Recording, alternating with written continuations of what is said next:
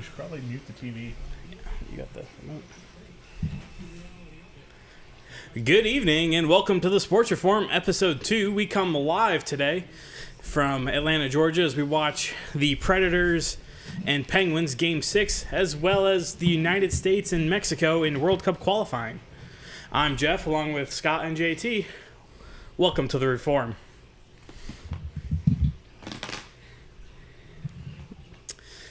And apparently we've already missed something on the soccer, trying to get our stream live going here. Getting some early reports in of a goal. Ooh. So we will continue to work on getting our broadcast up. Well, while we're working through that, we'll go ahead. Missing my cue. We'll start in with the predictions catch-up for both the NHL and NBA Finals. Michael Bradley in the 6th minute. Thank you. Oh, already? Well done. Well, for the predictions catch-up, I think we all had some errors in our predictions, but I was the furthest. My predictions for the NBA was, I said Cavs in 6, and for NHL, I said the Pens in 4. That's definitely not happened. Do you get half credit if you at least pick the right team? I think you get some credit, but not as much. What are the Vegas rules on that? Does anyone know? Yeah, you're screwed. Yeah, I'm out of luck. Well, I guess I could give an updated prediction, or at least maybe make a prediction on the games tonight, just kind of to remedy myself. We already know.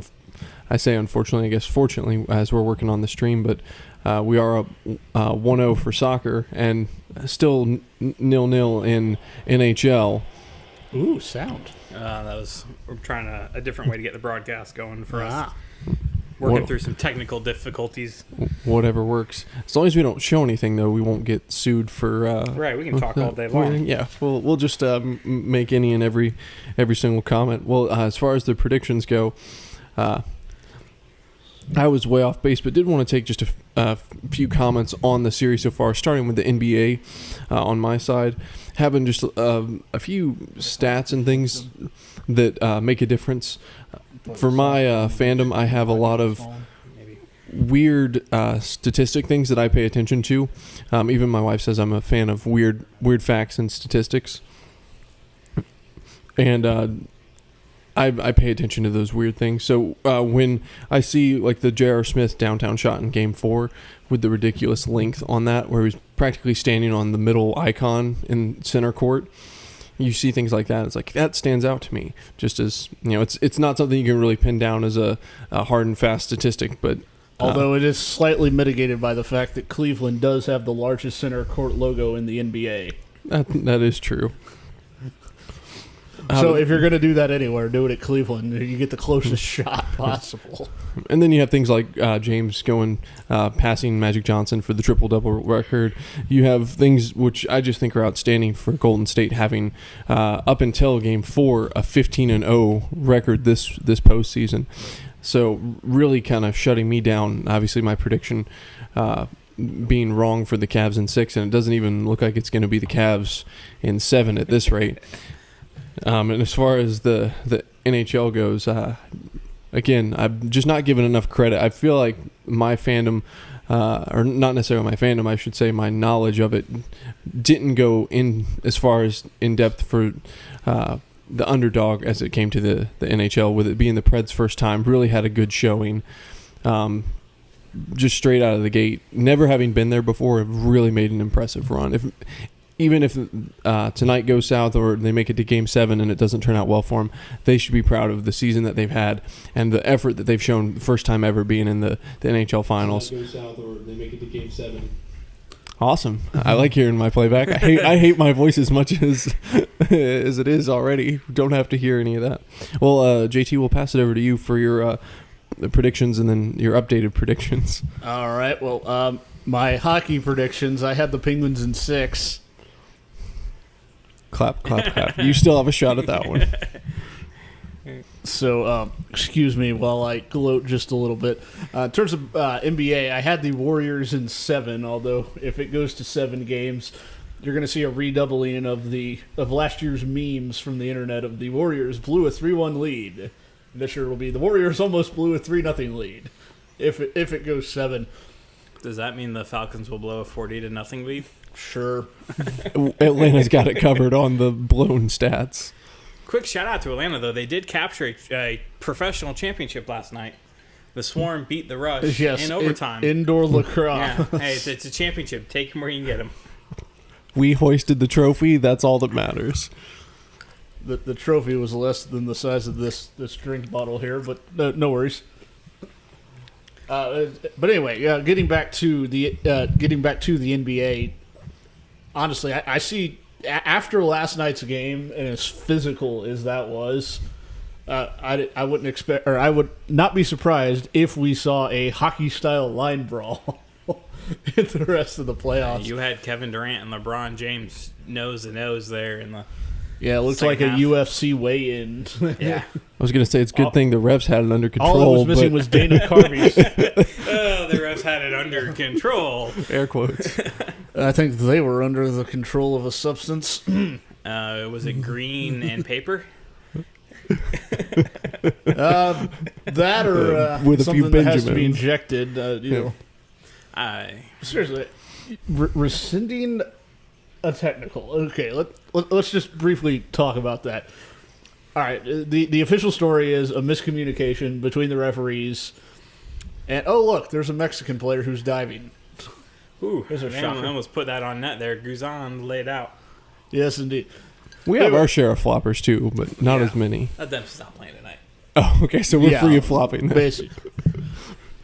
But no, the official story is a miscommunication between the referee and the scorers table.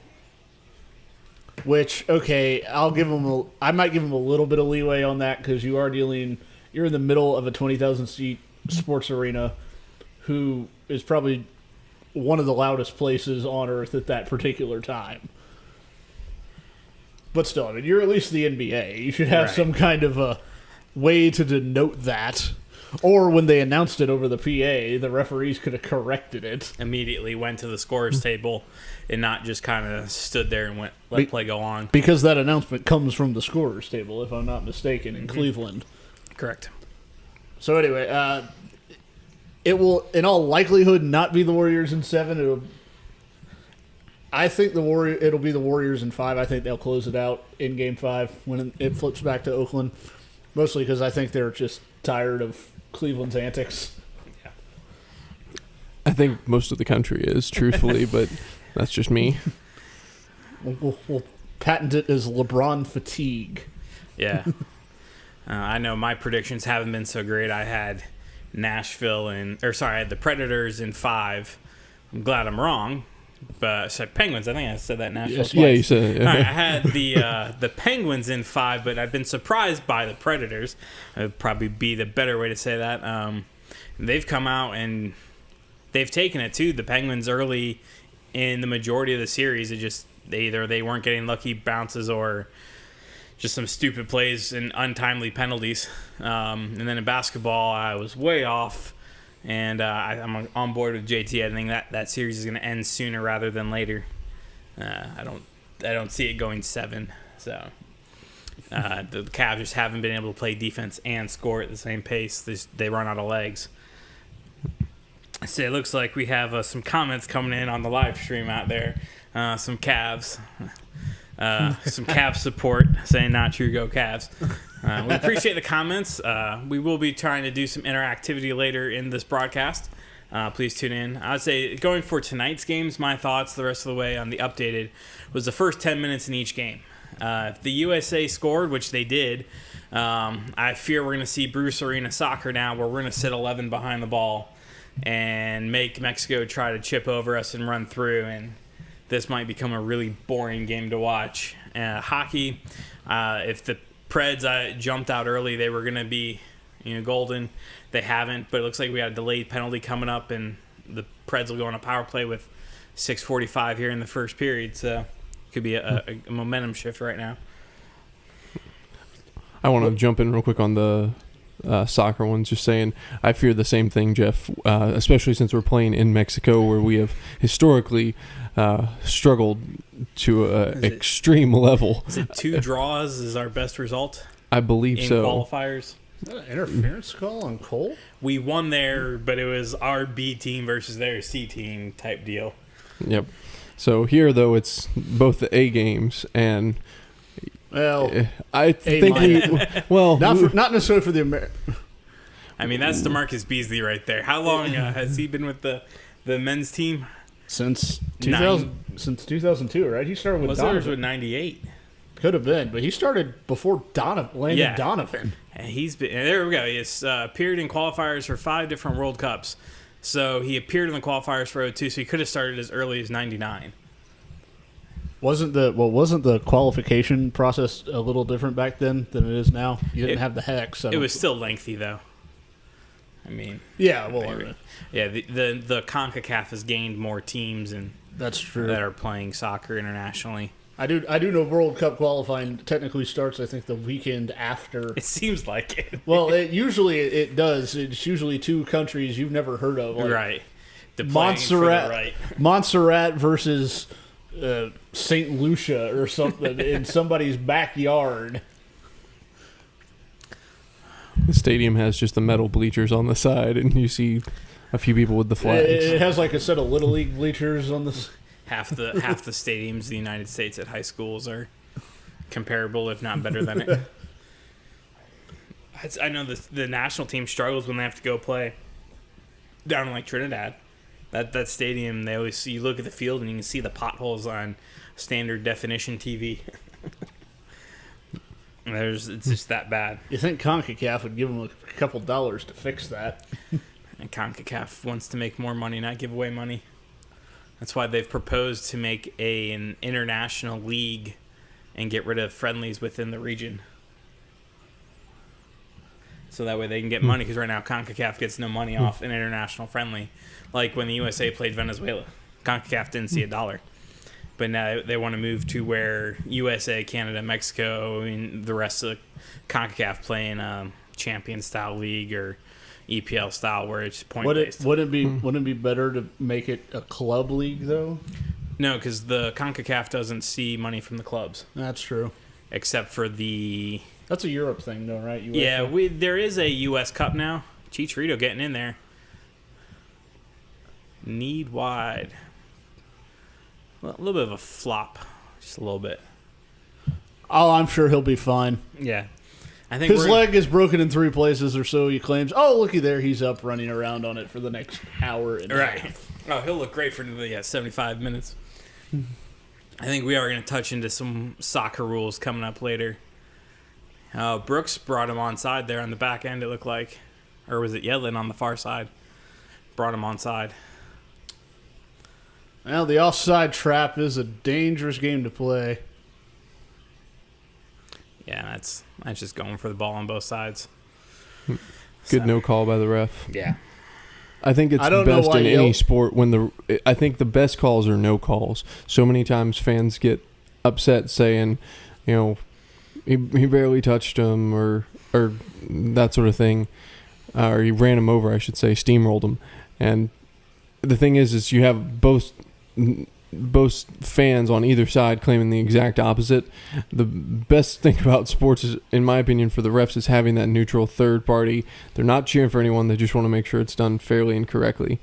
And 99% of the time, refs get the calls right, and siding with them is always a good idea. I say that knowing my wife is a ref, and I'd get shot if I disagreed with that. But I do believe that in my heart of hearts. Yeah, but ref hating's almost as big as the sport in some instances. It can be quite fun, especially when you can get the referee to respond to you. I think that is when you've won. Yeah, you've made enough of a point to get the reply. Are we actually attacking with the lead? We're making it look like we are. We're still keeping the ball well outside here. That's true. Yeah, we're not crossing into the box. Ooh, We won a corner. Or is that? Yeah, that's a corner. Ariola taking this.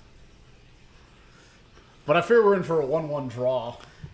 That'd be huge for the U.S. Let me say that in the mic. I think we're in for a 1-1 draw here, but yeah, that would be pretty big. I was thinking if we didn't score early, it was going to be 3-1 Mexico. Okay, so for our corner, we just trickled it in back. Really, people? It's play possession, and it's almost paid off there. If you watch teams like Atlanta United, I don't think they've played over 5 corners into the box all year. They play everything short and work possession. So it's just a style if you don't have any tall guys coming down for the header. Well, that was unfortunate. That was from a corner to a goal. On the opposite from end an of the American field. corner to a Mexico goal. So much for So bringing you still back feel on good the with that defense. 1-1 draw? Let me ask you that. Probably, because now we're going to play stall ball. So we did updated predictions already through our flow sheet. We'll just mark it down again. Updated predictions. Goodness gracious. That is truly unfortunate. Now, I don't know what we're going to do because playing safe would have been the best option to have that 1-0 Because if victory. anything's going to reinforce Bruce Arena's prevent defense mentality, it's giving up a goal on a counterattack. Beasley just got burnt to the inside. The midfielders ran by, and he put it near post. I love how Guzan kind of gives up on that ball. He just drifted. It's like, yeah. Drifted far too much in the middle there. It's sad when the defenders are the best chance at defending the goal than the goalie. That's when you truly know you're out of position. And as someone very smart next to me would always say, it's rarely the goalie's fault. And that one, unfortunately, Could have played it a little better. He could have, but there was a lot of defensive mistakes on our side of the field for that one. We really just, I think, unfortunately, we have the mentality. And it's not just against Mexico, but all international soccer for the U.S. We play with the mentality of not to lose. It's been that way from really, I think, I'm trying to think when the first time I really started paying attention to U.S. international soccer was probably back in 2006, maybe. The Germany World Cup? I believe so. Was when I first started getting into it. I was aware of the sport, but didn't have too much vested in there prior to that. But oh, look, another dive. We'll be seeing those on both sides, I'm sure, throughout the night.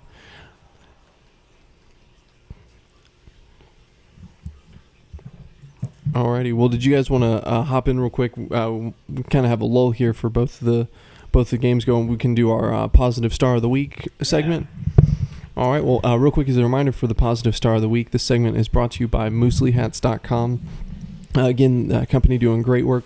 Love for you to go check it out as our sponsor. We're very much appreciative of their sponsor and love to offer their product. Again, it's Muesli Hats, MOOSELY hats.com. Go check it out. We think you'll love it. And if Muesli Hats would like to share our podcast, we would greatly appreciate it as well.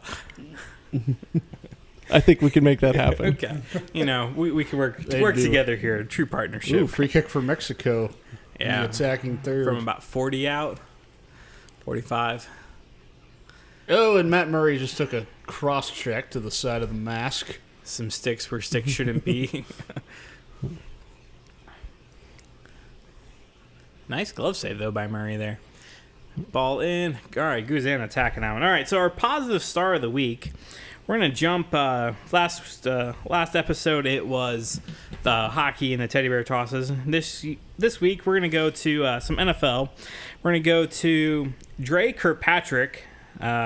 He's holding his annual football camp this year in Alabama. He's going to bring in teammates. He's a cornerback for the Cincinnati Bengals. He's going to bring in his teammate A.J. Green and a wide receiver from the Steelers, Antonio Brown, for a football camp. And he's going to charge absolutely nothing. I mean, you look at NFL players, average career is 3 to 5 years. He's a cornerback who's not one of the top 5, so he's not making the mega millions. This could be a quick money grab for me. At a couple hundred kids out there at, $100, $200 a pop. That's some nice pocket money. But he's doing it free for these kids. Where you look at the NBA, you got Steph Curry. He held a week-long camp in Hawaii that cost $2,500. per kid. per kid for a week-long camp. So And for him, it was in Hawaii. you're right. So Oh yeah, I mean, I think it was only like 4 hours a day was the actual time The on camp. court. Yeah, it was something ridiculous. It might have been a little longer, but not $2,500 worth for an overnighter. I think it was still $2,000 if you were dropped off and didn't have to stay there. So, positive star. Keep up the good work, Dre Kirkpatrick of the Cincinnati Bengals. All right. Yeah. Almost into the first period, so still no score there. Which, that almost has to be a disappointment for Nashville. You know they were looking to come out of the gate fast on that one. And they've done it every game so far in the series, I believe. Really putting the pressure on early. Except for Game 5. Well, Yeah.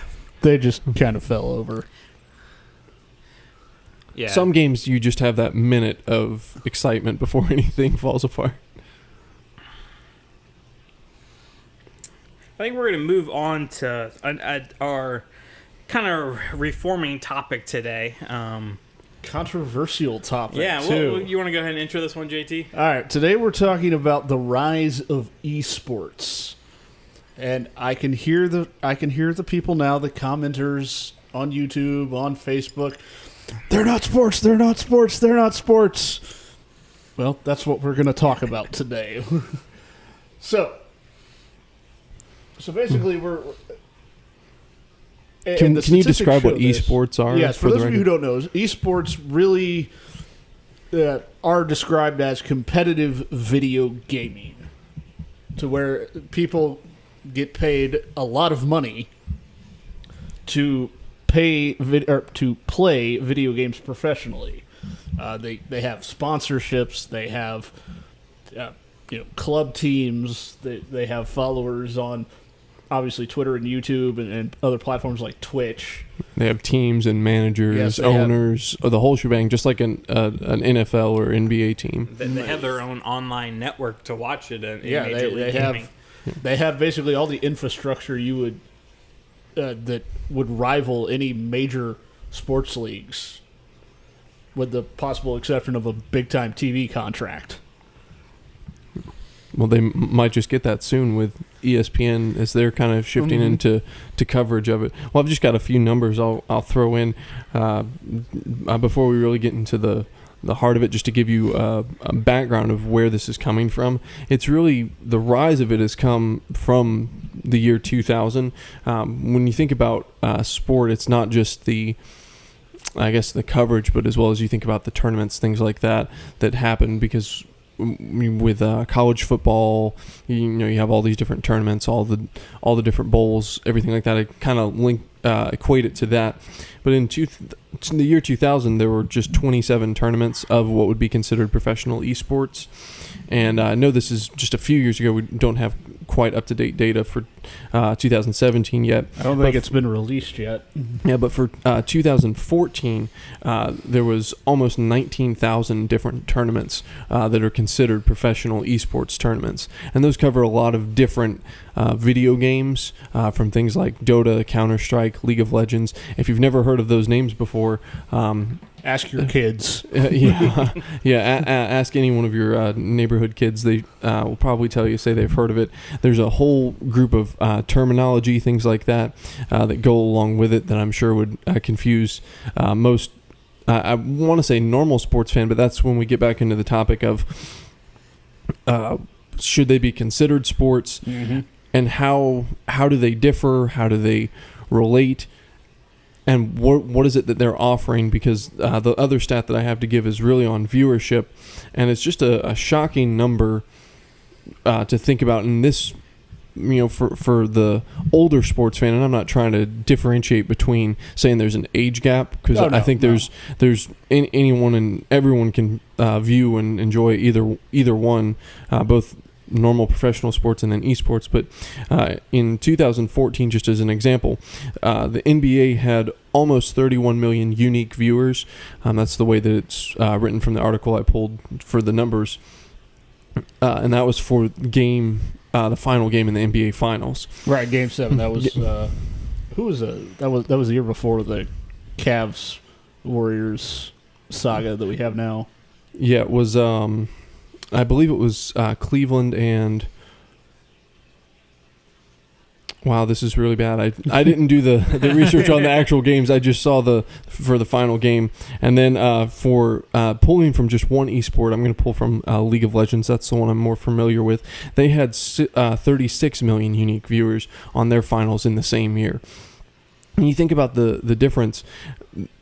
For anyone watching and listening, you might think, for those of you who know what esports are, you might understand that a little bit. For someone who doesn't, you're thinking, so you're watching kids. Most people who play esports are not, in their 30s and 40s. Most of them are, anywhere between 16 and 30. The difference there, you're watching someone play a video game, or you're paying to watch someone play a video game. Why on earth would you do that? How does that classify as a sport? There's no athleticism, things of that nature. But as Josh used the term, I think it's aptly stated, was the competition aspect of it.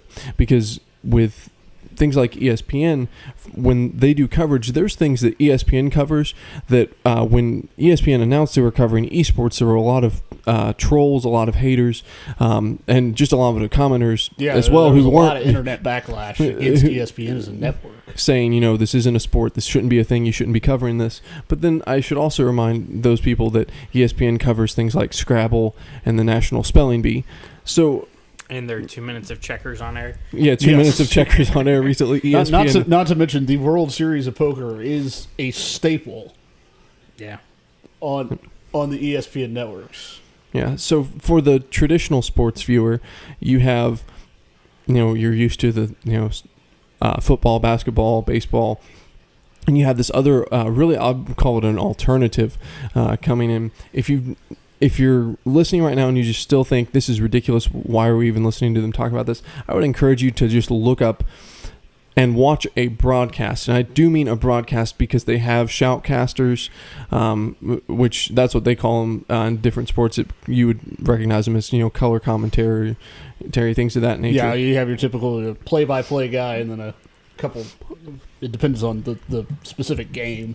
And you can really feel the excitement, even if you're watching these things that are held in large arenas. They've sold out.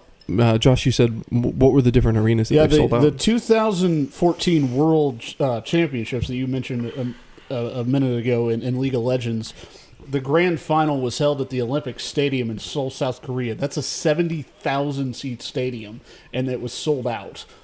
And I know just this past year they did the same thing with the Staples Center in LA. This past the 2016 World Championships of the same game, the grand final was in Staples Center in LA, and the semifinals were in Madison Square Garden in New York.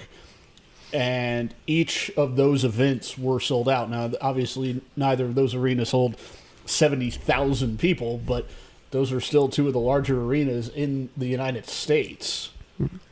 I just want to point out one more thing as far as the difference goes. I would say from the traditional sport to the newer sport, you hear those numbers and think that's crazy. It has been a rise over the last really 15, 16, 17 years of really just a change.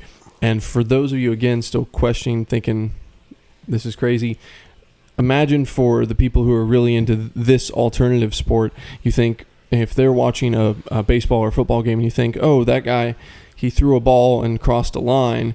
For us, we're really passionate about football, or, it's basketball or hockey. Oh, he puts the puck in the net. For some people, that doesn't sound like a whole lot of excitement. It's really just a competitive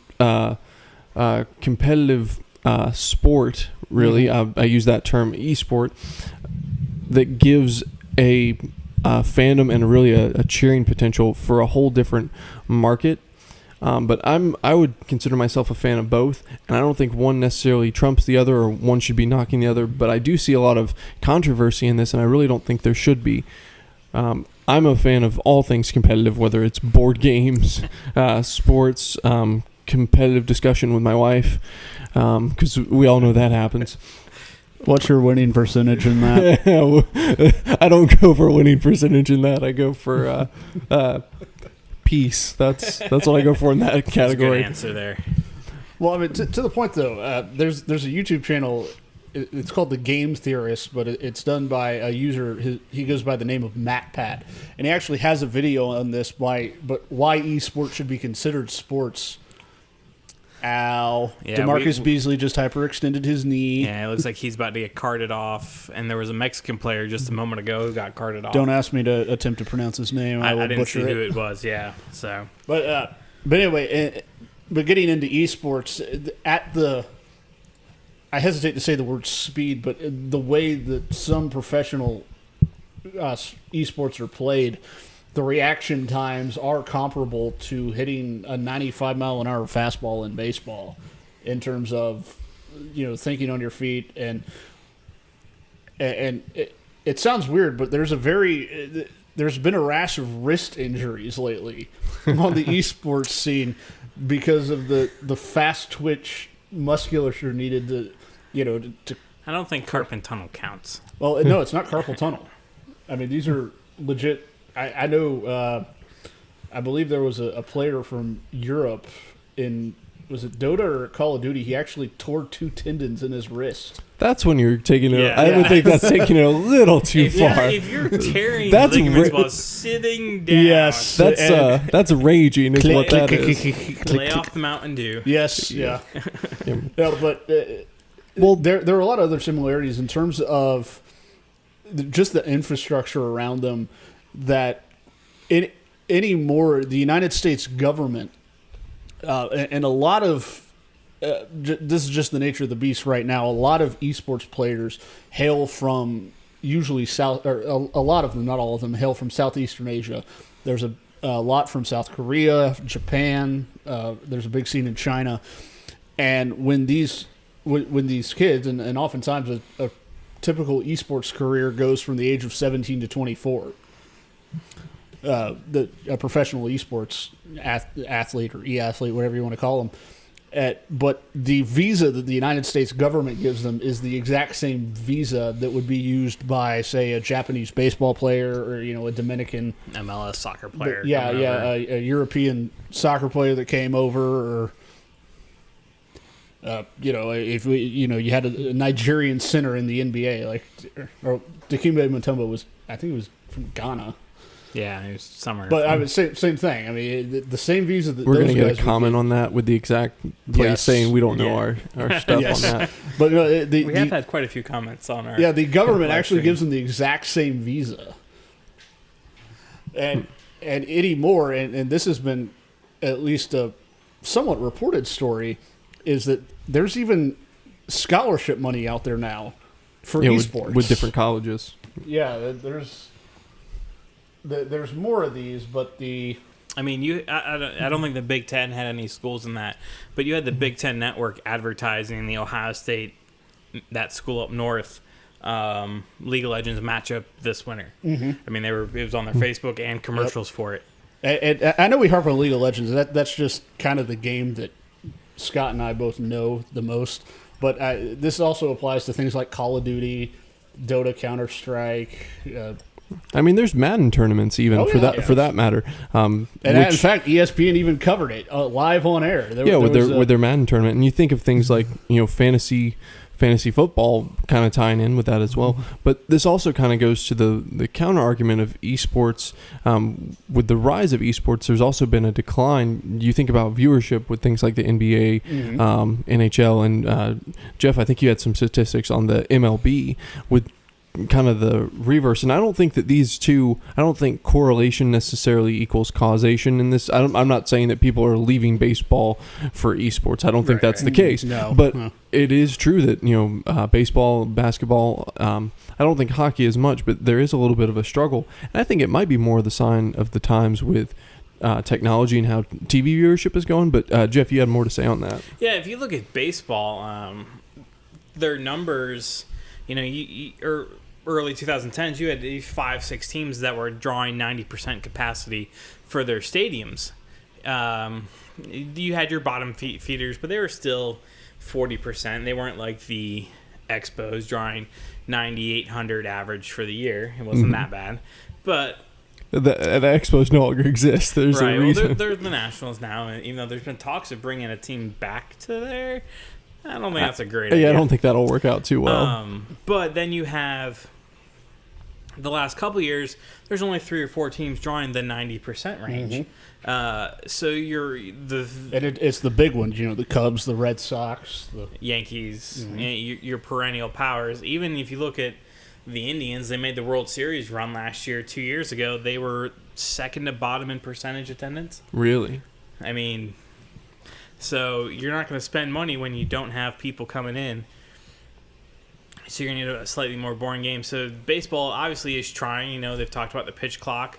You can now the free pass on balls, or base on balls. You don't have to throw the pitch anymore. Which leads to the great trivia question: what's the minimum number of pitches for a game now? Theoretically, it'll never happen, but you might make that a Twitter question. See who can answer that one. Ref came in looking at the soccer. Did he point to the spot, or did he point to the goal kick? I don't know. The way the Mexican coach... Oh, that's a handball. Chicharito, that was a nice flop again by Chicharito. I bet he won't be able to lift his arm next week. That was a handball in the box. Right, but it was Chicharito who did it, right? Yes. That's attacking third. He was going in on goal. Sorry, I just noticed this, but Bruce Arena looks like his son just told him that he wants to ride unicorns professionally for a living, or ride unicycles or something. I mean, if you're coaching the U.S. and Azteca, yeah, it's probably the best look you'll have. So, but that goes to but what you were talking about with the decline in baseball attendance. That goes to a larger point. I mean, if you look at in terms of like youth sports, in terms of little league and soccer and lacrosse, the number of athletes or of kids that are in sports is either been consistent or it's on the rise, depending on the sport you look at. And there are a couple of exceptions to that where it's starting to decline down. But what does and when we were kids and when we played, youth sports, little league baseball or whatever, we would always love to watch, the Braves or the big guys on television play the game. But normally it was the team that matched the whatever team you agreed to as your little league. You didn't even have the same logo. It just had like a script. Our leagues were just car dealerships or repair shops. We had a tire sales company for my last year. Yeah, mine was I think a construction company or something for our main sponsor. But what does but you have all these kids in their respective sports, but why are they not watching those same sports on or in large numbers on television? Why are they gravitating towards esports? I wouldn't even say it's necessarily esports, but even the reason you might notice with the podcast we're in a different location than we were in our previous 2 episodes, and that's because the other episode that we were in previously doesn't have cable, and that's not a shot at JT, but that's just saying for a lot of people now, unless you're really wanting the major networks or cable, so to speak, you're not paying. You might have Netflix or Amazon Prime or Hulu, and you might have a sports subscription. I know there's a few of those around different, like an ESPN3 or something. Yeah, or Fox Sports even has theirs now. But with that, you're not.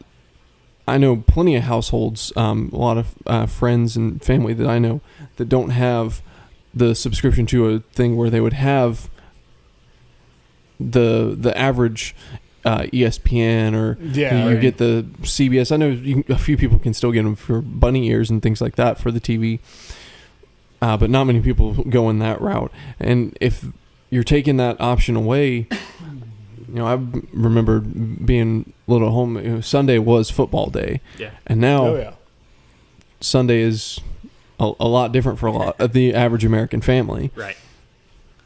Now Netflix it's not Netflix and chill because that has some other underlying meaning that I still don't understand. I've heard it a lot of different ways, but Netflix and whatever makes a difference. And I think too that goes to a larger point is we as a society have become more of an on-demand society where we want instant gratification and type, and that's kind of the one thing you can't actually have with sports with your typical sports. In other words, baseball games are scheduled or football games are scheduled to start at a specific time. It's not like you have or you can't see new material. I mean, it might be new to you, but Right. if you want, say, at 11 o'clock tonight to watch a football game, you'd have to watch one that's already been played. You can't go find some random, some obscure tournament or, from, I don't know, Colombia or some other South American country where they play some semblance of American football and watch that tonight. So I think that also might have part to do with it, is the fact that you almost have, even to watch it on TV, let alone go to a stadium, it takes more planning than a lot of people are willing to commit to something like that. Right. Well, back to the baseball aspect of it, because I was actually curious more for the percentages and numbers as far as the stadiums go. There was a thought that came up when you were talking, Jeff. As far as ticket sales go, do you know what percentage that is towards the actual team's revenue? I was curious as to how that affects it, because if the ticket sales are also hurting not just as much as TV viewership, Right. how is that affecting the sports? I don't think it's a large percentage. I think you're going to get more money on the TV contracts. If you own your parking venues, I mean, that parking's free money. Sponsorship deals. Yeah, things sponsorship, like that. TV. Because I know they do have, and we're going to get a goal unless it gets waved off. Nope. Referee has his hands in the air. It got waived. We're going to get goalie interference. Be interesting. We are 1-1 Oh, in in soccer hockey. in the half, yeah. Hockey goal. Yeah. We're Yeah, watching goalie, and yeah, that works for both sports. Yeah, there would be some goalie interference there. They're talking about this. It'll be an interesting This review might be here. a call to Toronto. It was I interesting. thought. Do they call Toronto during the playoffs when they have to? Everything goes through. In fact, in game, I believe it was game 4, the Predators scored, but it was called no goal on the ice. Toronto called the arena, the official score, and they stopped play. I think that one should stand after seeing the replay. Yeah, that well, looks Was he depend- pushed in by the defender? Well, well. All right, they've conferenced. No No goal. goal. They call goal No interference. The on demand. We can review this. Yeah. Get a live Yeah, take Murray here. got. Yeah, nine's Forsberg, right? Yeah. Yeah, but Forsberg was held up by the defender. Yeah, but he still kicked his skates, or he still got Murray's right padding. Right, but he spun gets him. hooked there. He gets pushes by, is that Daly? Yeah, Six's daily. Because Forsberg was going around and wide, and then he gets hooked and drifts into him. You'll see Daly comes in, puts the stick down. And it did prevent him from playing his position, but was that the result of the defender? If the defender is the forcing cause, it should not count against. We need a hockey Forsberg. referee in here. Yeah. Laviolette doesn't look too You're right. thrilled with Yeah. it. That's discouraging if you're Nashville. One thing I noticed, and this is something that I understand, it, when the referees, they make the calls and they make them right, but it does. Oh, he blew before that even got in. Yeah. So That- that's the intent to whistle. Oh yeah, I'm sorry. So we there- have this on mute. We can't. Yeah, we don't hear the whistle. So if that's intent to whistle, then the shot technically never happened. That would make sense. He was at a horrible angle to see where the puck went. Right.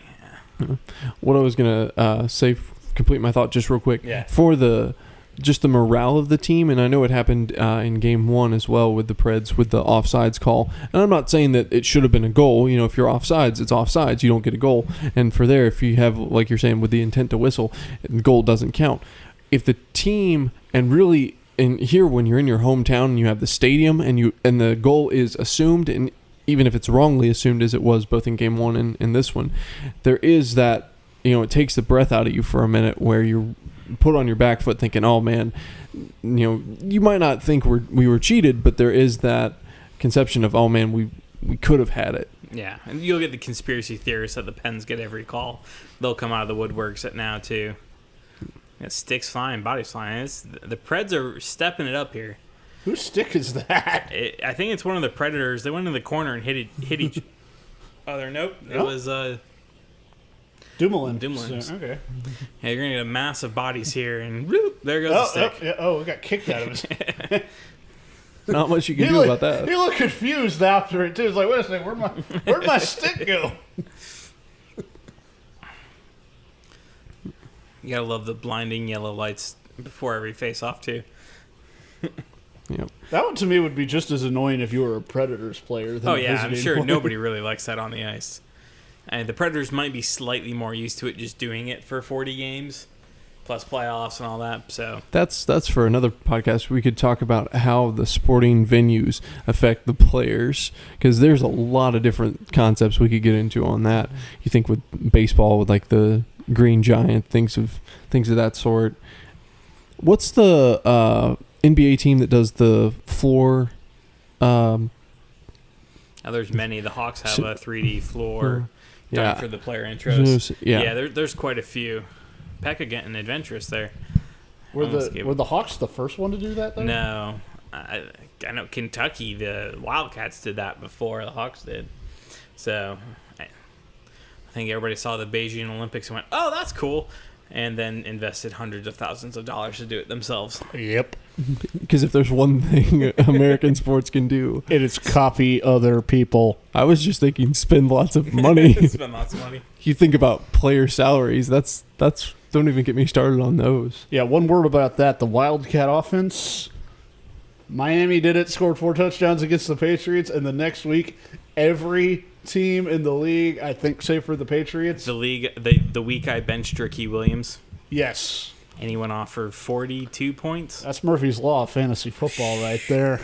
Yep. That was a painful week. Fantasy sports have treated you guys well, though, over the years. Well, I did have Brady the year he threw for 50 touchdowns. That was the first year I did fantasy football.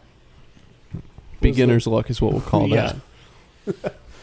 And you drafted him the next year, and he got injured 15 seconds into the season. Yeah. Now we're in that legacy keeper league mode. So we keep, 7 players? 5? 6 or 7. Yeah, we're up there. It's fun, but that draft night goes real quick. Yes, like it does. 35 minutes and you're done. But I'm sure we'll get to fantasy sports this summer a good bit. You guys want to shift into the Reformation segment? Yeah, absolutely. Or the rules segment, I guess. So I don't think we have a wonky rule to go over like we did in episode 1 with the punt pass. But we're going to take a look, since we got the soccer game going on tonight, and maybe we've got some soccer fans out there watching. Have we had? I know we've had comments on the NBA. Have we had any comments for the esports? Did got quite a few, and we might get a call in when not a sport, not a sport, not a sport. It's for those who can't do real sports. All right. So here's my take on it. I'm fine if you don't want to say it's a sport, but I have absolutely no problem if ESPN covers it. Right. Especially if they do it on the digital platforms. I mean, is horse racing really a sport? I mean, it's pool. I mean, it goes to me, how do you define a sport? It's at what level can you no longer do it when you're inebriated? Well, I think at the same time, though, there were people when sports first started, and they're like, hunting and fishing are the only true sport. Like, there's always going to be someone saying whatever the next thing is, that's not a sport. Because I'm sure when baseball was first invented, there was some person watching the first game ever played that he saw thinking, this is ridiculous. And truth be told, this will never catch on. Truth be told, I think it's probably more of a spectrum. So like on one far end, you have your baseballs, your footballs, your basketballs, your hockeys. And on the other end, you have things like ice dancing. And chess was an Olympic sport? Is that? No, they tried to make it one, but it was never. It never passed. Did it show? Ballroom dancing was an Olympic sport for a while. Oh, now we're going to get a 3-on-3. 3-on-3 basketball. Yeah, I saw that earlier today. That would be exciting.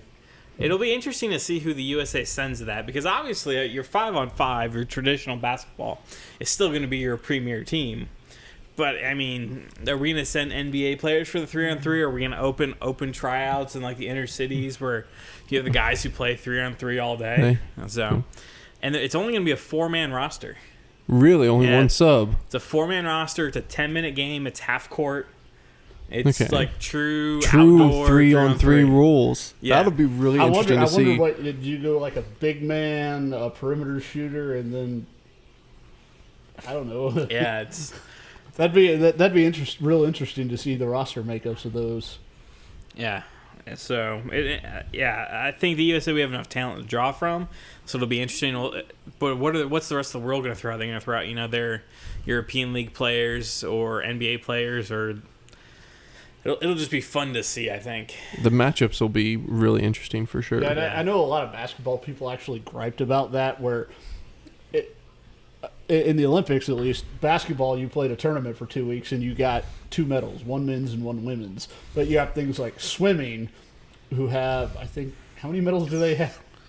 a lot. You get the 150 or the 100 and everything.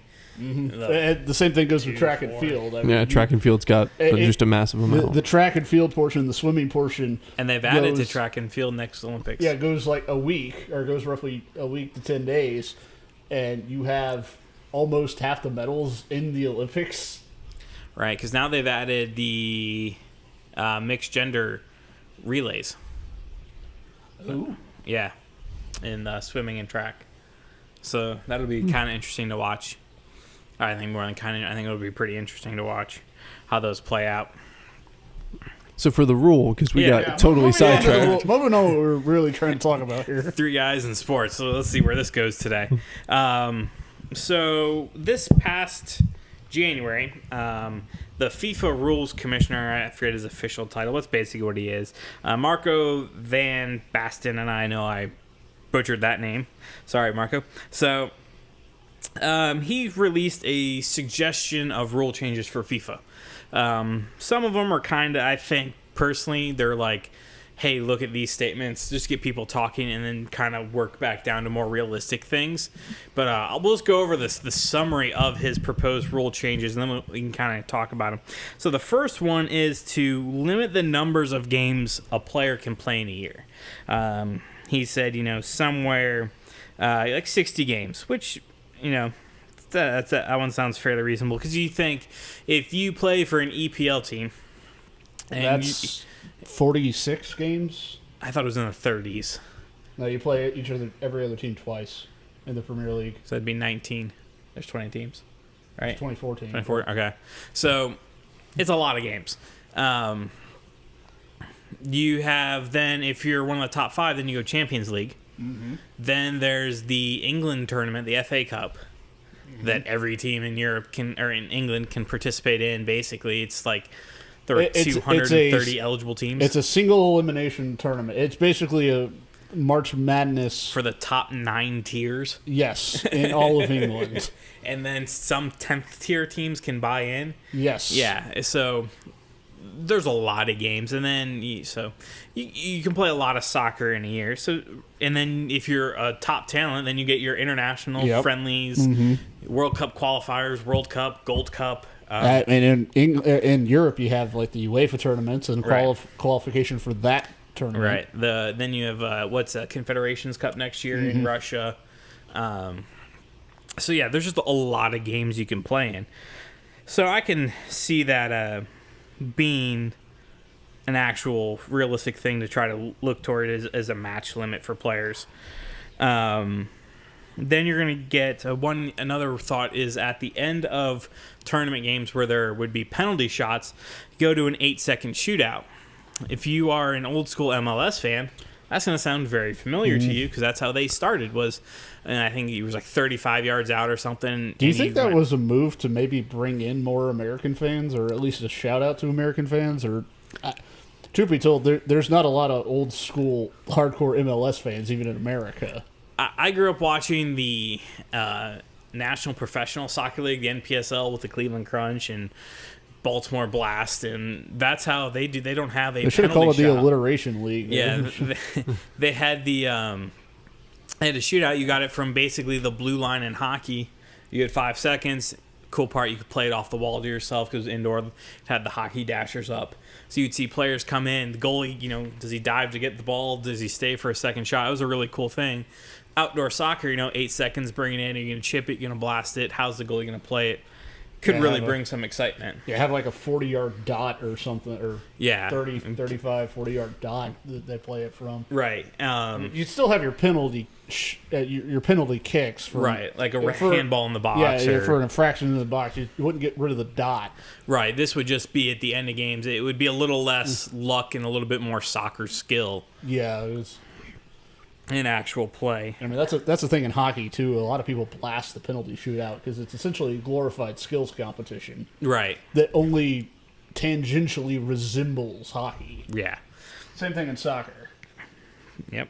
The next one he proposed would be going to 4 quarters, with a halftime and then a shorter break between quarters. Aren't they planning on doing that for the 2022 World Cup in Qatar? Yeah, when it's going to be 120 degrees. No, during game are times. we sure it's hard and fast in Qatar? Because I've heard some Whether whether it's actually going to be there or not. at this point, I think it is. They're corrupt enough to not know they're corrupt enough to move it. Anything can happen, I'll say that. But, I mean, the only more corrupt organization than FIFA is the IOC. So, I mean... And they work hand in hand. Yep. Anyway, I didn't mean to 2026 is going to be in North Korea. Mark it down. Don't think that would ever happen, but I could be mistaken. The next rule change he had would be to add something between a red and a yellow, being an orange card, which would be a 10-minute penalty. Now, I like that thought in theory. Now, in practice, it would be, all right, what's kind of the ratio? Because right now, two yellows, it's a red. If there's 2 yellows, then equal an orange, and a third yellow, it becomes a red. From what it's quoted, he said maybe an orange card could be shown that sees a player go out of the game for 10 minutes for incidents that are not heavy enough for a red card.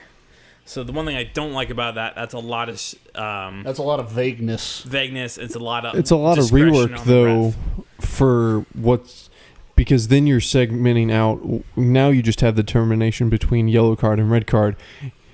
You're having to add in the middle section, and I would think you would have to pull up from the yellow card. So you're really splitting in that stance, reworking. What would that be? It's a half of the card rules, then to be a third of them, right? Per se. And I'd be all right with seeing in hockey you have minors, double minors, and majors, so there is some differences. I would like to see the rules expressly written, like a challenge from behind is an automatic orange. Mm-hmm. If you don't want to give it a red, that's fine. You can, but it's at least an orange. Yeah. And it still leaves the subjectivity up to the ref, because that's one of the best things in soccer as far as refereeing goes. In my opinion, you have a lot of things that weigh in on the intent. With a lot of sports rules, you have the things of, okay, you step on the line, you're out of bounds. You do this, it's against the rules, change of possession, that sort of thing. With soccer, I think it helps the game with the tempo. I mean, and in my opinion, soccer struggles a little bit with tempo as it is, but it helps to have the referees just say, okay, you know what, play on. The intent wasn't there, or look, this was really a problem. I've seen you guys be chipping all game long. It's just gotten to a point. Enough is enough. Just knock it off. Here's a card for both of you. That sort of thing. I think it'd be interesting if you made an orange card for something like flopping. Right. I would say I would like to see if you go to the penalty, even if you don't go to the penalty, if you require medical attention, you're out for 10 minutes. I mean, it's cut and dry. You go sit down. You are bad enough hurt. You had to flail like a dying fish on a beach. But then all of a sudden you can sprint. No. Yes. I agree 100%. None of this, I just broke my leg and I'm going to run around on it for another hour and a half. Right. Go sit down for 10 minutes, and I think you'll see a lot of flopping go away immediately, because you see 2 or 3 guys flop. Hey, you're down to 8 players if you weren't already down a man before. So I think that's one thing, like right there, that flop might have been a dive, but it's got to get out of the game. I think that's why a lot of Americans don't like soccer. The flopping and the low scoring. And then to address the low scoring, he came up with his last rule recommendation, which personally I would be fine with. Growing up watching indoor soccer, this rule didn't exist anyways. But the rest of the world will never go for it, is getting rid of offsides completely. He just get rid of it. So that's a bold move. I don't know if I I think they could modify it. Maybe to where there's a certain section, like really back up close to the goal, where you could have it. Maybe limit it for the full, your full half of the field. But and one of the things I've always wanted to see to the offsides rule is if a player has to come back onside to play the ball. Right. He's lost the advantage. He's lost. Yeah, basically, an offside is calling an advantage.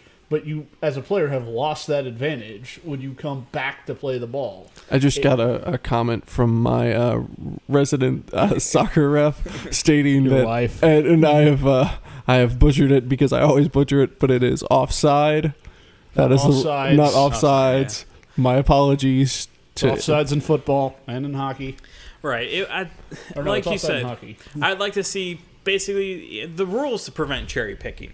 So that way you don't have somebody just clear the ball down to him. So once you're inside the box, you can't cherry pick. It's 18 yards. Yeah. I mean, get rid of offsides. But if that's a Bruce Arena game. The U.S. has 26% possession to Mexico's 74. And let's see, we have 10 guys behind midfield. Wait a minute. Nope. All 11 are behind midfield. There you go. The Bruce Arena special. Playing not to lose. There we go. What I call a 1-1 draw. Though at this point, I wouldn't be surprised at 2-1 Mexico victory. Yeah, I'm still feeling you on my 3-1 Mexico. We'll break down late. It'll be interesting to see who the second half subs are. You brought Dempsey out early against. All right, here's the real question though. Thursday. Will America ever have another goalkeeper that has hair? Yeah, the young kid who made the Gold Cup roster. Yeah. Or forgot about whatever tournament we have coming up this It's summer. been a long time for us, though. Maybe the first. Casey Howard Keller. has a lot of hair on his chin. Yeah, we're counting above the He's brow. making a bid I guess to that's become he's making a bid to become the James Harden of soccer. But if James Harden shaved his head. Were there any other rules or improvements that you guys see? And this is more along the sports reform aspect of just all of our discussions for soccer in general. We've talked a lot about the other major sports in America, but soccer is one that's far-reaching, and any reform to it would either have to be just limited to us, and then we'd have to change for international play, or there would have to be international rule changes that would have to be agreed upon by so many different leagues and different countries. FIFA would have to go boom. Well, yeah, but the fact that these rule changes were suggested or proposed by FIFA's head rules official, I mean, on an international level, that tells me it probably won't actually come to fruition. And this is not necessarily an issue with soccer in America, but in Europe, obviously, there's a lot of football purists who believe that the rules should never ever change. Right. Like I said, diving I think is the biggest thing we need to get rid of. I disagree with you a little bit on the allowing subjectivity because I hate sliding scales in sports. I think if it's a foul in the first half, it's a foul in the second half. If it's a card in the second half, it's a card in the first half, or vice versa. Because you'll see like ticky-tack yellow cards in the first 5 to 10 minutes to make sure the game stays under control. But then that exact same play in the second half isn't even a free kick. I mean, that sliding scale just drives me crazy. No, I don't understand that. I do think, though, and this goes closer to baseball, I think, with calls, with things, just pitches in general with strikes and balls. But for soccer, you're always going to have the different refs. I feel like with things like football and basketball, a lot of the rules are, a double dribble is a double dribble. Right. It's a lot more cut and dry. It was, okay, was that tackle illegal? Right. And I'm fine with the individual refs being different as long as they're the same within the game. Yeah, absolutely. And I'm not saying when I talk about like the subjectivity, I'm not saying more so of the sliding scale, but more along the lines of it is up to it's more on the ref to judge the attitude and like two feel of players the in the air going for a ball. No two ref calls that the same. Exactly. I know even with ref training that I've heard about, there's so many different things that have to be addressed that soccer's I've been not a huge soccer fan, but in the past 5 years being schooled on it by someone who I share a Your bed resident with. official. Yeah, my resident official. Getting schooled because I ask questions and I try to understand so I can relate to it more. But it's so much more in depth, and the rule book is so much more lengthy than I would have ever imagined. And for anyone out there who's not as familiar with soccer, where you might be a American football fan and not a international football fan, Football. if you're ever wanting to watch, I would just recommend. I would do this for any and all sports too. Know the rule book. I'm not saying that you have to read a rule book cover to cover, because that would be way too in depth if you're not an official. But if you want to watch a sport and enjoy it, I think you kind of have to know the rules. Oh, yeah. And that's why a lot of Americans don't watch cricket. It's not a hard game to understand. We just don't know what the rules are. Yep. Once you get the basic concept, all right, this is how you score, and this is how you get an out. It's very basically simple. an alternate version of baseball. Right, except one guy concede 92 bowls in a row. Yeah. But yeah, it's basically baseball with two bases. You could do that for a lot of sports. I mean, you think about, I went bowling recently with a group of guys, and the concept of scoring, I grew up with bowling, so I know how the scoring is, but the concept of the 300 game, when you only bowl potentially 12 frames with the 10th Right. if you strike in all three, how you're only knocking down 120 pins, how does that equate to 300? Mm-hmm. And trying to explain that to someone, it does help them understand. Oop, there we go. That's a yellow, yeah. Yep, Yeah. that one's a good call, ref. It was, but here, at this point, yes, you drew the foul. Why are you still rolling? Yep. I mean, Yeah. he hit him on the toe.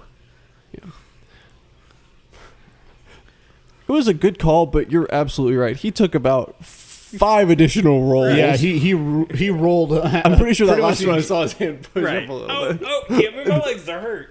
So Yeah, he rolled pretty much the entire way across the ring at center field. Still sitting at 1-1 for anyone following along with us. and we'll chip back over to hockey.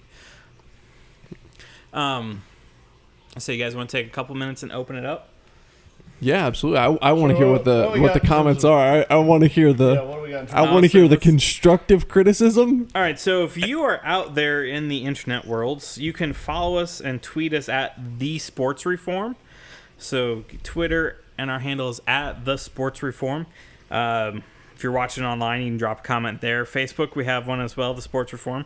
You can follow us there. We post updates on our videos there somewhat regularly and what's going to be coming up. But if you would like to, we're going to try this. If you would like to call in tonight, we believe we have a working connection to call in and take in caller. We think, it's always a rough workout the It's a first time. 50-50 coin flip on this one. This one going So down if you want to correctly. reach out to us, our phone number is 530-377-6787. Again, 530-377-6787. Please give us your name, and let's keep it to the radio broadcast language there. So FCC compliant, please. Yeah, we would appreciate PG-13 at most. You're right. We really don't have a delay button, and I don't know how quick my hand is on the mute. So if you're still out there watching along with this wild adventure of ours, you'd like to reach out, that is 530-377-6787 or 530-3sports. It sounds so much better when we have the 3 sports version of it. Right. I take pride in that number. It's just so Yeah. so good. Good job on that, Jeff. again. Technology's come a long way in years where we can get free numbers like that. Oh, look, there's chiming into our own broadcast here. What's the broadcast up to now? Do we have a number on that? How many live views? Oh, Let me nice. see, 1. Oh wait, we have 1 like. I'm sorry. We have 2 people watching now, and I'm one of them. So, Hey, for that. JT's No, the other. I'm not the other Okay, one okay. right now. Hey, for that. I could push this up to 3. Give me a second. We're promoting our own viewership. Well, for the one other person out there watching, hi, Mom. I'm kidding. It's probably. I'll say probably we did not get a Mom. comment It's in. Dad. What are you talking about? we do have a comment that in college baseball, FSU has, I would say, a commanding lead because that late going for two to nothing in the sixth. Wow. Did they really need a 2-point conversion there at the end on both touchdowns? Well, they couldn't go for 3. Yeah. What do you want them to do? Kick a field goal? Take a knee. No, but yeah. That's our best Bill Belichick. Yeah, you got to cut it off. What do you want us to do? Kick a field goal? So it looks like we'll probably go ahead and sound off, clear our throats. What's bugging you this week in sports? Who wants to kick that one off? All right, well, we discussed this earlier. But there needs to be a slightly better method of communication between an NBA referee and the scorer's table in a game to account for a crap ton of stadium noise. I don't know, hand signals, write it on a piece of paper. I don't care. But that way you avoid the fiasco of, wait, half the country thought the Draymond Green was ejected and the other half had no clue. All right, we are getting a phone call in, so let's go ahead and take this. Oh, excellent. Let's see. Hold on 1 second. We're going to get you on live. It's your dad. All right, are you there? Yeah. All right, who we got calling in? Psycho Dan. How's it going, Psycho Dan? What part do you want to chime in with us? Well, I hope you guys never talk about esports again. Duly noted. No promises, but what specifically about esports got you going tonight? It's not sports. It's the people that play sports. World Series of Poker. Even though I don't think they claim it to be a sport. Yeah, Not necessarily. I think the biggest issue might just be the sport term in esports. Yeah. Maybe you just call it e-competition or something like that. Yeah, Or call it entertainment, whatever. Yeah. I mean, it's like there is skill to it. I'm not the best FPS player there is out there. Yeah, well, they're skilled in a lot of things. Chess. I was gonna say there's skill like in painting though, but they don't have painting competitions. Kind of. well, I mean, there's art. Yeah, it's not a sport. Yeah, exactly. So is your complaint then just the terminology of what it is? Psycho Dan? I don't care if ESPN shows it. I can, as a viewer, not watch it. Sure, yeah. Right. Well, I don't think I had you up in the stream, but now you are. Oh, okay. Oh no. My apologies. You might have been picked up through our microphones here. Yeah, you guys were behind because my phone was liver than what I was doing on the YouTube, so I had to Fine. Yeah. mute you on the internet. Yeah, we have about 15 to 30 second delay just on YouTube's processing when it gets our videos. Mm-hmm. There's nothing we can do on that end. But thank you for calling in. Is there anything else you wanted to chime in or clear your throat about out there in the real world? Well, since the two major sporting events are going on right now, you're not really commenting on the game. The soccer game is very chippy. That's true, it is. Hey, somebody pick you there? Yeah, we're here. Can you hear us? Yeah. The soccer game, Mexico's taking every dive, but they're being very chippy. I mean, it's ridiculous the way this game's being called. It seems like it's a very standard USA-Mexico game as far as physicality. Especially down in Mexico, the U.S. team's getting no calls. And you're getting pushed all over the place or kicked all over the place. And if they touch anybody, the Mexico players are diving. Yep. Yeah, we got it has been a dive-happy game for sure. Hey, bringing on a midfielder here in Darlington Nagby. Maybe some youth and speed will energize the U.S. in the second half. Well, he also took. Now, you guys have been very hard on the head coach for the USA, Bruce Arenas, but I don't think he has a choice. The real situation here, the U.S. men's national team has gotten old and they can't match Mexico's speed, so you can't have a track meet. They'll get run out of Dodge. So but the talent he currently has, he has no choice. The only young talent recently is Pulisic, and he's only 18. Yep. And that's why in this game, Bruce Arenas subbed out 7 players to get his fastest team he can have possibly on the field. Interesting call there. It looked like Beasley tried to go for a little bit of a ride, and they quick started it, but they didn't let the quick start happen. That was interesting there. No, I think that's a good point. You have to know the opponent, and especially with America being so close to Mexico, we have a very long track record with them. That's a very good point for trying to match their speed. It's something we've struggled with in international competitions. And if you want to keep pulling this out, we fired Klinsmann because the talent wasn't there. Well, he was trying to change the youth program to get the talent to the level it needs to get to. The U.S. has put blinders on for years on developing soccer talent. Yeah, we really didn't have much of a youth system until Klinsmann got here. Mm-hmm. Now, we had the U20 team make it out of group play in their World Cup this year, and we're actually a fun team to watch. So, unfortunately, Klinsmann's not going to see the results of his labor and turning that around. Yeah, and it'll be interesting to see what Arenas can do with the talent that was developed for him as he steps in. I personally... And if you want to take the other comment here, the best athletes in sports in the United States will go football, basketball, baseball. Soccer's not getting the top people. It's only going to get better if the MLS develops where they can match the money. Right. Or kids realize, hey, I can go overseas and make the money.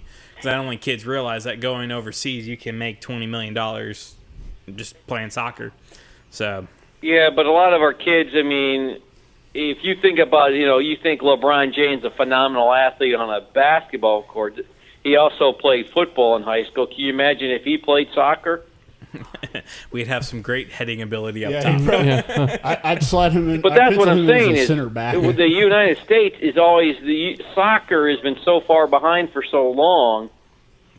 Right, it's and now hard to compete in the world. Now you have sports like lacrosse that ran up with it in the youth territory. You look at Atlanta. There was tournaments at Kennesaw State University this weekend. Like 30 teams for summer lacrosse in Georgia. I mean, yeah, these were just youth programs, right? So. U13, U16 teams. Where did that come from? Within the last just 5 years, it's kind of exploded. And they're stealing kids from the baseballs and the soccers. And I was going to say, when you think about, to that point, the kids coming up through the system, I think about someone just from my hometown, Jacksonville, Tim Tebow. I know that he has a spectrum of fans and haters all across the board, probably more so than any other sports person in the past 10 years. But growing up in Jacksonville, hearing about him, going through high school playing baseball, football, and now we see he had his hand at football, and now he's back down to baseball. I should say over to, not down. Baseball's not less than football. Yeah, he's in my. He's in the. But he would probably be another one of those people that you would put in with like the LeBron James, or you think about the best athletes in our sports. Mm-hmm. He had all the opportunities, but he went with football, and then baseball. For second chance is down to baseball. I think it'd be something interesting we can look at in a future episode is you have Urban Meyer and Nick Saban saying they recruit, it was 80 or 90% of their players are multi-sport athletes. Mm-hmm. So maybe that's something we look at in the future is it better to be a multi-sport athlete as a kid or a dedicated, and how it looks per sport. So, but I think we are going to thank you for joining us on the phone there. Hey, can I do two more questions? Sure, yeah. Sure, go ahead. You guys are sports reform. I don't want to pick on two of my hated NFL rules because they're, I think, silly. All right. The first one is intentional grounding by the quarterback. Mm-hmm. The rule is set up that the quarterback should always throw the ball away because what's the penalty? It's a loss of down and where he would have gotten sacked. So if he would have not thrown the ball, he takes a sack, it's still a loss of down. That's really not a penalty. It's a moot point. Right. There's no penalty for throwing the ball. Now, if you would have said it's a 10-yard penalty from where he would have gotten sacked, then you're going to penalize him. But the way the rule's set up, it's not a penalty. It's just he would have got sacked there anyways. Right. So you would like to see like 5 yards from the spot of the throw, or? Yeah, because right now you're encouraging the quarterback to always throw the ball, make the official call the penalty, because it's no harm, no foul to throw it. I agree with you there. I just think the whole player, and we're going to go to the end of the second here in hockey, tied at 0. I just think the movement of player safety, they might not change that rule because they want to encourage less hits, especially to the quarterback, because that's their moneymaker. Where I agree with you on there should be something else. Mm-hmm. Does it seem more of like And the last NFL rule, it occurs every now and then, is when the defensive team intercepts the pass and they're running it back. And it will say a big lineman's got it. He sees the safety comes up and he tries to throw the lateral. But unfortunately, the lateral goes forward. And then he doesn't catch it. The ball's loose on the ground, and the offensive team recovers the ball. Then the flag is thrown. What they're going to call is an illegal forward pass. And the defense still keeps possession of the ball. And then what do you do? You can't. In other words, a penalty should be you should be able to decline it and take the result of the play. There's clearly it wasn't a pass; it was a lateral. The defense really can't throw a forward pass. It's a lateral. I'd rather have possession and vice take the penalty for the illegal forward pass. Right. Well, you'd have to change several rules there because a forward pass is a pass from the team with the ball. So, and you have to also keep in mind the line of scrimmage from the original play. When the change of possessions, you could really, it almost negates that line of scrimmage, right. Yeah, so to speak. I'll ask the question then. Can the defense ever throw a forward pass? No, but a forward pass is just written as a ball thrown that goes forward. From your current position. Yeah. There's the imaginary line that goes directly across the field from sideline to sideline from where the ball. I don't think it'd be that hard to write the rules to figure that out. Yeah. No, I don't think it would be we either. totally agree. I think that's one of the things we've talked about before. A lot of times when there's a sports change in the rules, that it's more for clarification and understanding the rule better and making more sense of why the rule is there. I think this could be one where for sure it could be rewritten and clearly worded to make a difference. And Mexico, real quick update, had a free kick from about 28 out. And put it off the post. Upper 90, bottom half of the post. That was a Crossbar beautiful to be strike. technically correct. Underside the crossbar. That doesn't get much closer to going in than that one did. So, Okay. all right. All right, guys. Thank you for your time. Have a great night. Thanks Thank for you so joining much. us. guys. Thank you. All right, and so It worked. First off, I'll go ahead and say congratulations for us, and thank you so much for Psycho Dan calling in. Was it Psycho Dan? Psycho Dan. Psycho Dan. Yes. So, did we get our sound offs out? I think JT did with the basketball. Have a better communication system between your referees and your scorers. Yeah.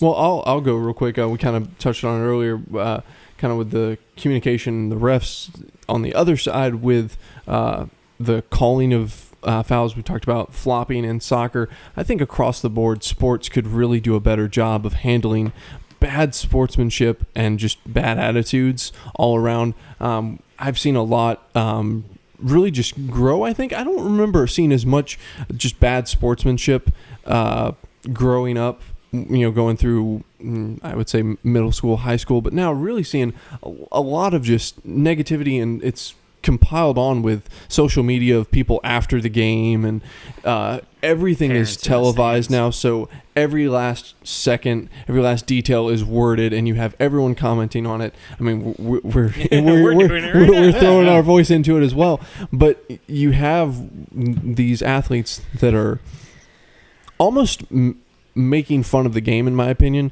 when they're not taking it seriously enough to be good sports about it. Because if you've played any sport ever, it doesn't matter what the competition was, whatever the sport it was that you were playing in, if you had someone who was just had a sour attitude and was making light of it and being flagrant with, flopping around, joking. I'm not saying you can't have fun and, be lighthearted about it, but if you're making it to where, I'm trying to get something by just, like we said, flopping around, it does not help the sport, and it needs to be policed to where it doesn't hurt the sport, because I know too many people who don't watch soccer because of the flopping, and the same thing, it's starting to happen a lot more with basketball. Bradley had a beautiful strike there from 35 on a half volley off the woodwork. Sorry. No, it's good. Hey, we're live streaming. That's what this is for. So I'm glad we've been able. We probably should have done a little bit more of the commenting. I think that might have been the last decent American chance in the game. And from 30 yards out, is that really decent? Well, the least worst tells that. Right. Well, Jeff, for your send off. mine will be one that's never approved, but I think there's a general consensus on it, and that's the NBA. I think everyone knew there was not going to be a sweep. If you're the NBA, you stood to lose on how many millions of dollars in advertisements, ticket sales, and that just game. I was going to say coverage as well. Well, ESPN had an article about this, that the Warriors alone would have lost $5 million per game if they had swept. Right. So I think everyone knew it was going longer than 4. There was a lot of interesting officiating decisions. Not just the quote-unquote first, second technical for Draymond Green. But you had the clear-cut backcourt violations that weren't called. Fouls. I was 22 free throws in the first quarter. Now, granted, at the end of the game, that balanced out, but how much of an impact did that have early to the Cavs' 49-point first quarter and 80-something point first half? So, I mean, we've talked about, or not we've, but there's been, I believe there was a tell-all book by a former NBA official about games being decided beforehand. Yeah, was that Tim Donaghy or whatever, the point shaving scandal? Yeah, so in Mexico, he was offside. Let's say he had a beautiful chance. Now that explains it. that side official's getting some flack from the Mexican coach. Oh, I'm surprised he's off by he was off by 2 2, 3 body lengths. Yep. I'm surprised the laser pointer hasn't started with the. Oh, Bradley was right. That should have been a corner. On his chance from about 30 out, his half volley, it looks like the goalie got his fingers out there. The keeper got a fingertip to it. Right. Yep. Or his hand flinched when it went by. It had a lot of wind and drag. So that would be my sound off. If you're going to be less obvious about it. We know what's going on, but yeah, and we're not trying to be tinfoil hat people, but at the same time...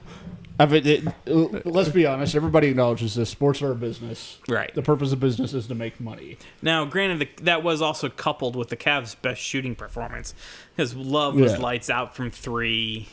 And it's one of those, like, I've always joked, like, the Harlem Globetrotters, those games are always rigged, but at the same token, they have to make the half court shots, hook shots over the back of somebody.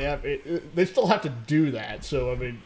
Yeah, it was kind of like a perfect storm of events to sync that together. So, all right, well, remember, we are the Sports Reform. If you enjoyed this, we might do some more lives. But do check back for episode 3 coming out. If you have email or if you have questions throughout the week, you can comment on these videos. We read them. Or you can email us at sportsreform@gmail.com. Twitter, @thesportsreform. Facebook, The Sports Reform as well. Just search us on Facebook, Twitter. We're out there. We try to keep up throughout the week with sports and what's going on. I think that's it, guys. We good? Yeah. If you have any topics you want us to discuss, hit us up. Yeah, let us know, and we will. Yeah, we always are on the lookout for new ideas. Right now, the first few episodes are topics that we wanted to talk about. Things that really have just popped out too. You know, we're talking about the current series that are going on, but obviously that'll change throughout the year. Different seasons, different things. We talked about fantasy earlier, but whatever's going on in your sports world, let us know. We'd like to get on that topic as well. All right, thanks for joining us.